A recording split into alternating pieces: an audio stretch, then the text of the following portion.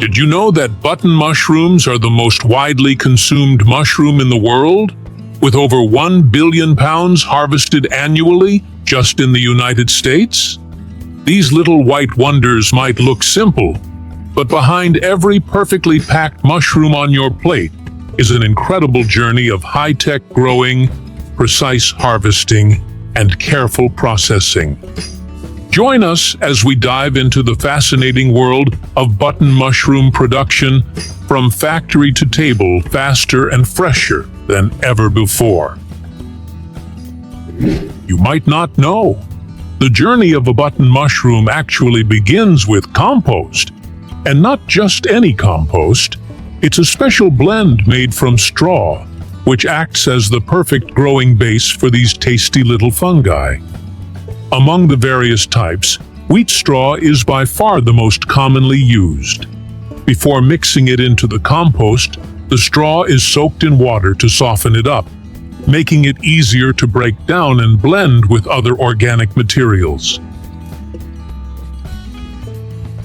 After soaking the straw, the next step in growing button mushrooms might sound a little odd.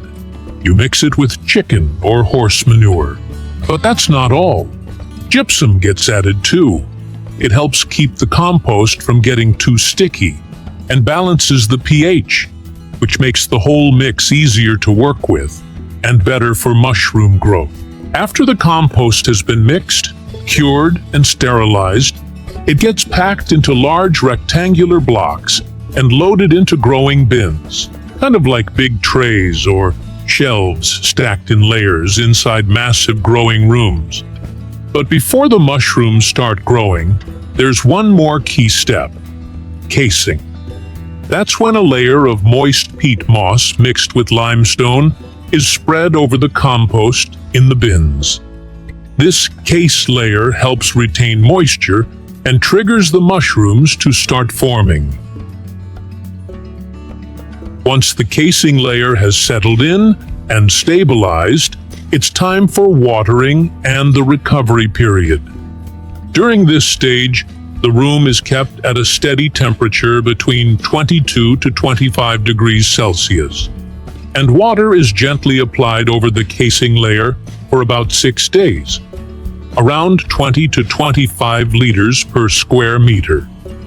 While all that's happening, the mushroom spores, or mycelium, start to grow and spread underneath the casing layer. After this recovery period, the fungus gets back on its feet and begins to develop. Next up is the budding stage. This is when things start getting exciting.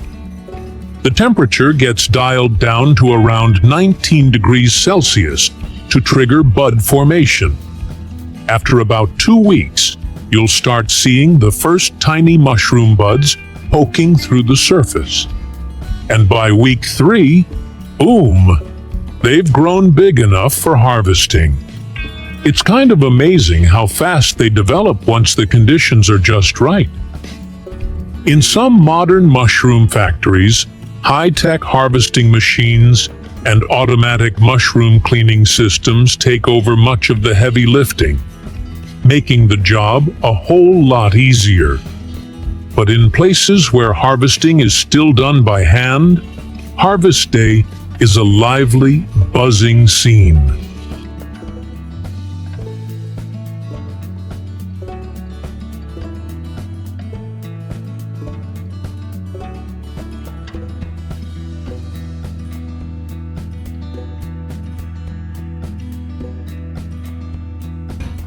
Workers become mushroom detectives, carefully scanning each little cap for the perfect pick.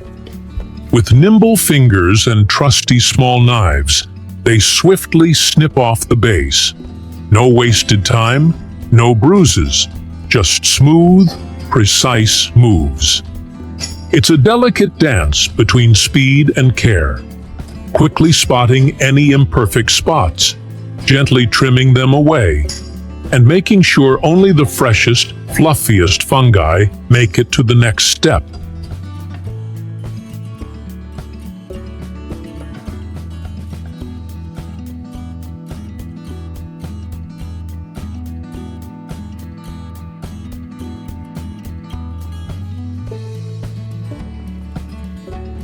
Inside, meat, soaking in what we now call a brine. This is one of the most reliable food preservation methods of the Middle Ages, wet curing. A good medieval brine had to be strong. If a fresh egg floats in the brine, it's salty enough. That usually meant mixing 1 part salt to 4 parts water. Some folks added vinegar, but not just any vinegar.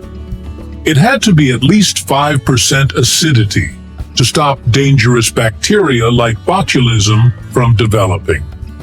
Others went a step further and used wine or even honeyed water, adding flavor and an extra layer of preservation. Now here's where it gets interesting. In some regions, like Iceland, people would actually cook the meat first, slice it thin, and pour hot, spiced vinegar over it. Right after the mushrooms are harvested, they are gently loaded into large plastic bins via conveyor belts that help move them smoothly and quickly without damaging the delicate fungi. These big bins serve as temporary storage and transportation units within the factory. Then, about half of the bins filled with fresh, pristine mushrooms are transported to the packaging area. Here, the mushrooms are carefully divided into smaller, consumer-friendly portions.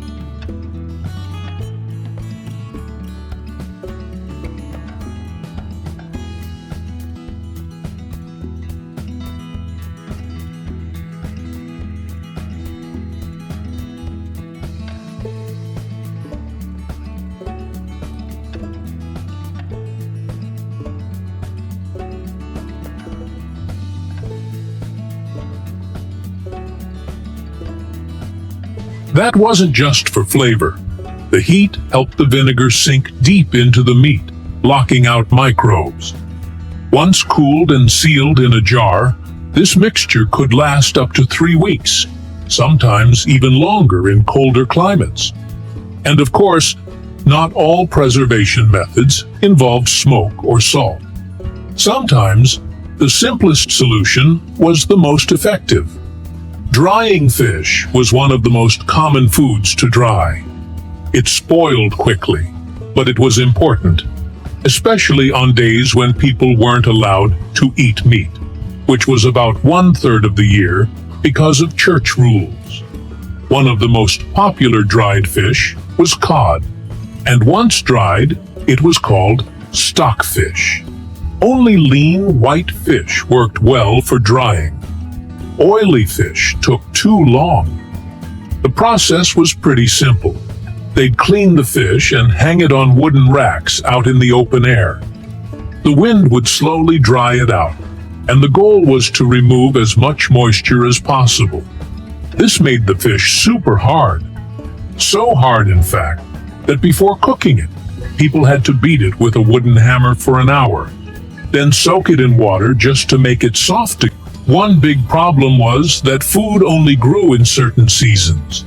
Without fridges or trucks, people had to work hard to preserve food.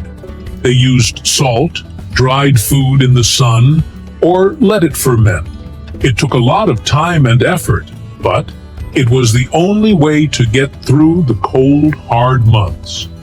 So how did people back then survive those long, freezing winters without their food going bad? The answer is simple and incredibly precious: salt. In fact, people in the Middle Ages often called it white gold because it was as valuable as real gold. Salt mines, salt roads, and entire towns grew and thrived around the harvesting and trade of salt. It wasn't just important, it was essential. Salt was the magical tool that kept their food from spoiling, especially meat, for months, even years. The salt drew out moisture from the meat, making it harder for bacteria to grow. Back then, people in Scandinavia developed a method that was as practical as it was brilliant. They called it gravlax, which literally means buried salmon. And yes, they really did bury it. First, they would gut the fish and remove the bones but leave the skin on. Then came the key step: rubbing the flesh generously with salt and other flavorful ingredients, often dill, pepper, or mustard seeds. Once seasoned, the fish was wrapped and buried in cool sand or earth near the shoreline. But why bury it? Well, the salt started drawing moisture out of the fish, while the weight of the sand above compressed it gently, helping the curing process along. The cold ground acted like a natural refrigerator, slowing down spoilage and allowing the flavors to deepen. Over the course of a few days, that raw salmon transformed into a delicacy, preserved, flavorful, and ready to eat. The fire is crackling in the hearth. The smell of smoke hangs in the air, and a large wooden barrel stands in the corner, filled with a strange, salty liquid. The surface is smooth and firm, with a creamy white color that signals freshness. At this stage, the gills underneath the cap haven't fully opened yet, which means the mushroom is still young and tender, perfect for picking and eating. Once the button mushrooms are completely clean, they undergo a quick blanching process to preserve their texture and flavor. After blanching, some mushrooms are air-dried gently to remove excess moisture, while others are sliced into thin pieces. These prepared mushrooms then become the base for various cooked products or convenient ready-to-eat items, making them perfect for quick meals and delicious dishes.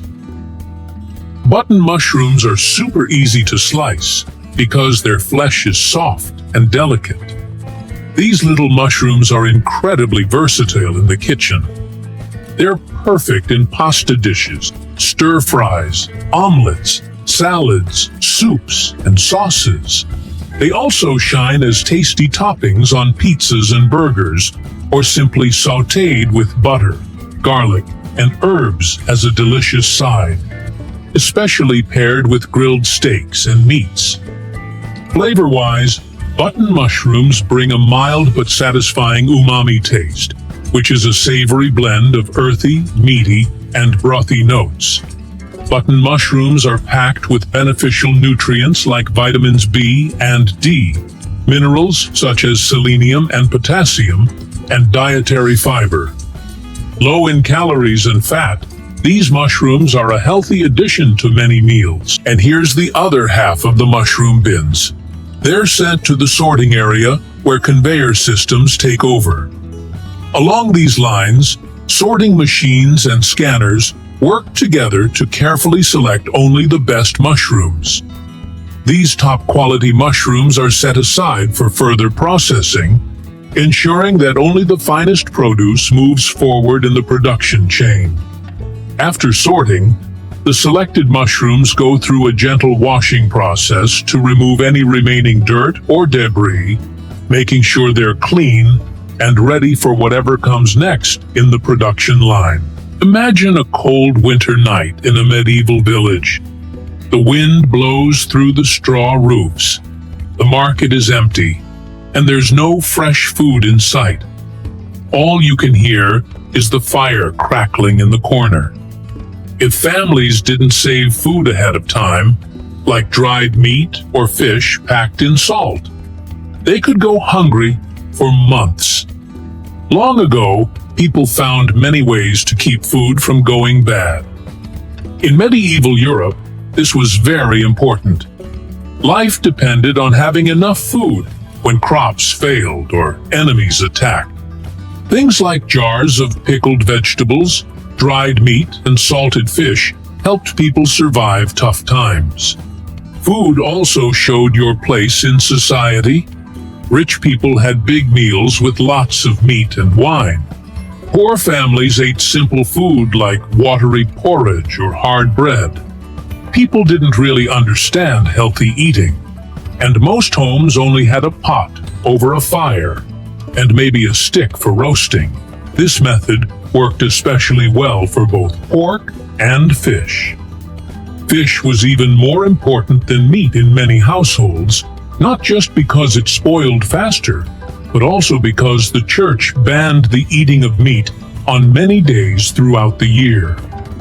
Preserving fish with salt meant people could still follow religious rules without going hungry. There were two main ways they did it: dry salting and brining. With dry salting, coarse salt was rubbed directly into cuts of meat. Then the meat was packed into wooden barrels, layered carefully with more salt, until there wasn't a single gap. If this was done in winter, the cold would slow down decomposition just long enough for the salt to do its work, drawing out moisture, drying the meat, and stopping bacteria from spreading. They used a similar method for vegetables too, layering them with salt in big ceramic jars, sealing them up, and storing them for the seasons ahead. That could take hours and many, many trips to the well.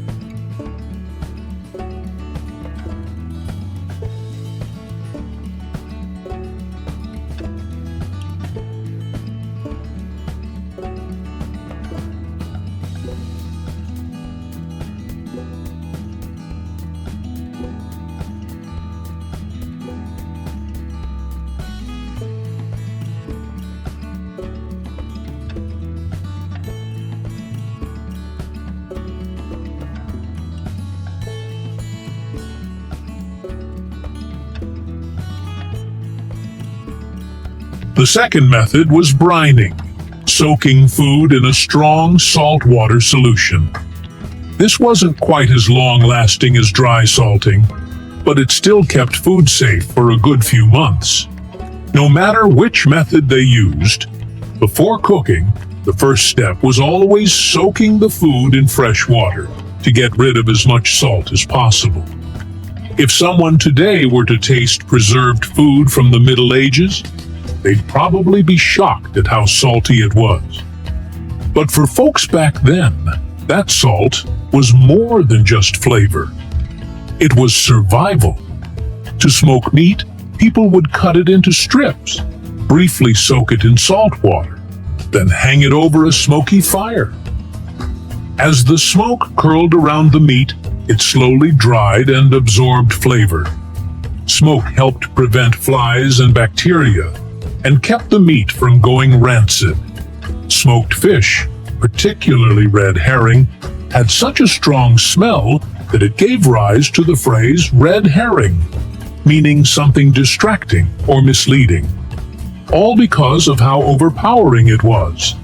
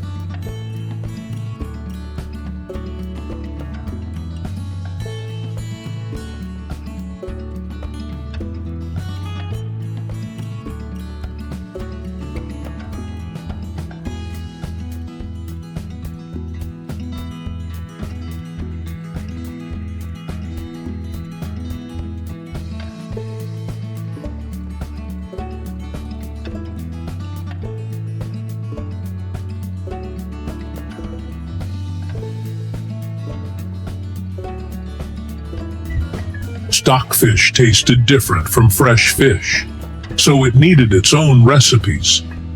Cookbooks from the time often had two sets of instructions, one for fresh fish and one for dried. Dried fish was usually served with strong sauces, like mustard or butter, while fresh fish was cooked with lighter flavors like white wine, or even a ginger-based sauce called jansi. Meat could also be dried, like pork or beef. But before drying, they usually rubbed it with salt to help pull out moisture faster. Then they sliced the meat thin and either hung it up or laid it on racks so air could flow all around it. And of course, it wasn't just meat and fish people needed to preserve. Fruits and vegetables had their own seasons too. And once the harvest was over, people had to find clever ways to make them last. One smart method they used was pickling.